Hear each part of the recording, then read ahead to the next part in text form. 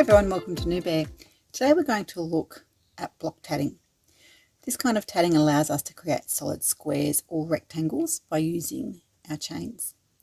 You can use a shuttle and ball for this technique. I prefer using 2 shuttles. I find a ball very cumbersome, especially when it comes to making our joins. But as always, do what works for you. You're also going to need either a stitch marker or a small paper clip. Schematics will look something like this. Block tatting is worked in rows, with the block usually starting from a previous ring or chain. This schematic is showing 6 double stitches in each row. I'm working with shuttle 1 and shuttle 2. So if I had a chain, I'd make a lock stitch at the end of the chain before starting my block. Today we're going to pretend that my knot is my lock stitch.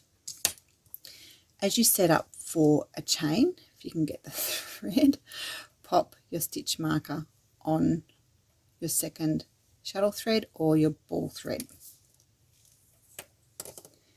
Using shuttle 1, we're working 6 normal double stitches.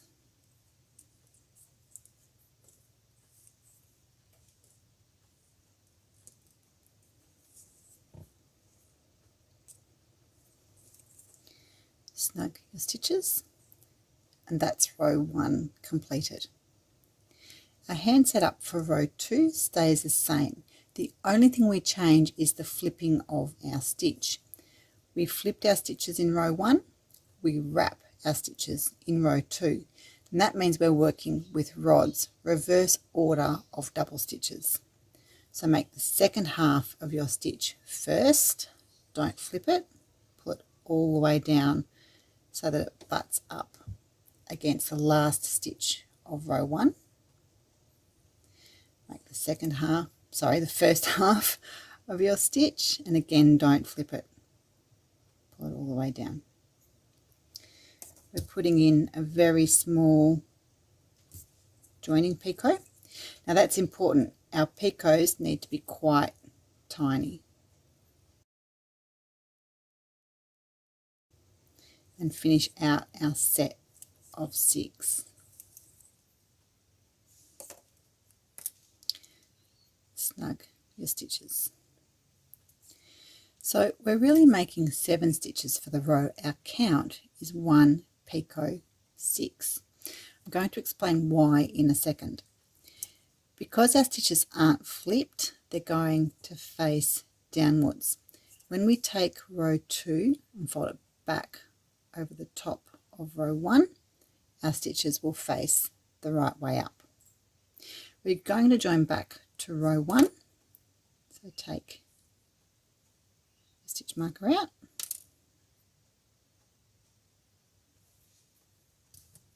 using the core thread, go down through your picot, pull up a loop,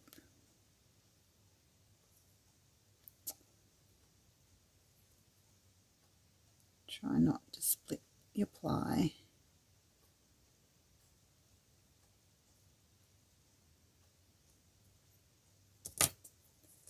and pass your working shuttle up through that loop.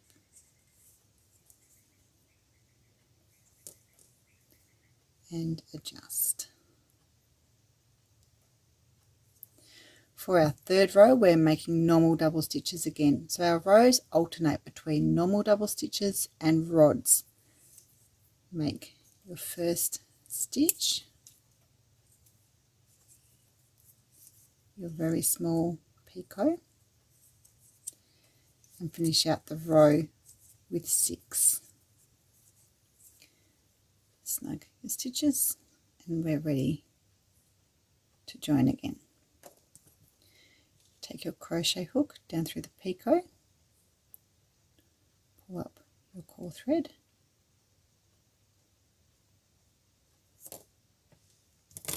shuttle 2 goes through the loop, pull it down.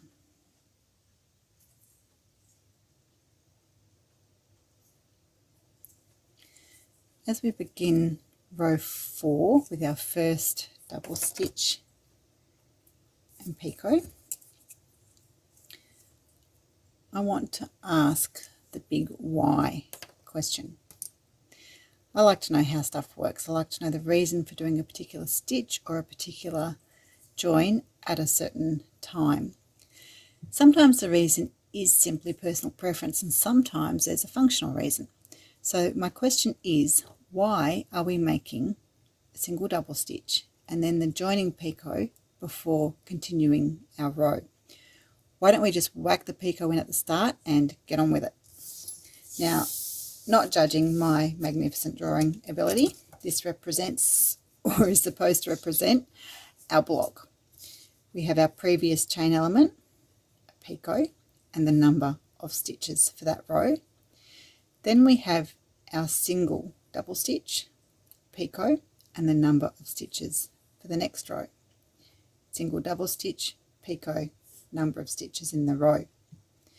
Earlier I said we have a set of 6 stitches, but we're really making 7. That's because the single double stitch before the picot is a step ladder up to the next row. This stitch basically gets lost down the side. You can see it down in here. But in doing so, it gives us the height we need to climb up over the top of the previous row and allows our joining picot to sit at the level we need to keep our blocks square. So without that first stitch, our joining picot would be down here on the side. I want to quickly show you another joining technique which Jane Eberall has kindly given me permission to share. This join is my favourite. It gives a beautiful clean edge to your block. I've just finished out my 6 stitches for row 4 and we're ready to join back to row 3. To make this join, we keep our core thread taut, lay shuttle 1 parallel to the core thread.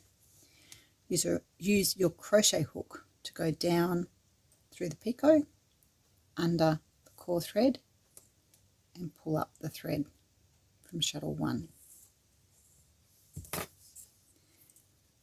Shuttle 1 is now passed up through that loop. So we have our core thread running between the loop and the shuttle. Pull that up, and that is your join. Continue on with your single double stitch for the next row. And that's it. Hope you enjoyed it. See you next time.